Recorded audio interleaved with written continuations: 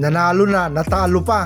Nag-choke ang GSW mga bossing. JC, nag-take over sa laban. Bali dito talaga naghahabol ang Utah Jazz. Kabayan Noli Di Castro for 3, lista mo na yan.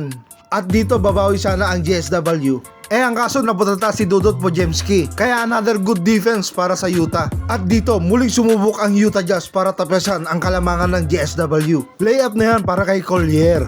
Gumanti naman si Steph Curry sa midrange para dagdagan ang kanilang kalamangan. Kaya ilista mo na yan. At sinamantala naman ni Kabayan ang pagkakadapa ni Buddy Hield dito. Nadulas Kabayan Noli Di Castro for 3, lista mo na yan. Syempre hindi naman papatalo si Steph Curry dito. Ayan, nag-moving without the ball, ang ganda. Under 1 minute mark ng 4th quarter. Dito nakakuha ng foul si JC at naka 2 points sa free throw. Kaya dalawa na lang ang lamang ng GSW. Ayun ang ganda ng Katido Raymond doon. Ang kaso, hinabol siya rito, baon sa pansitan. 29 seconds na lang ang nalalabi. At dalawa na lang ang lamang ng GSW.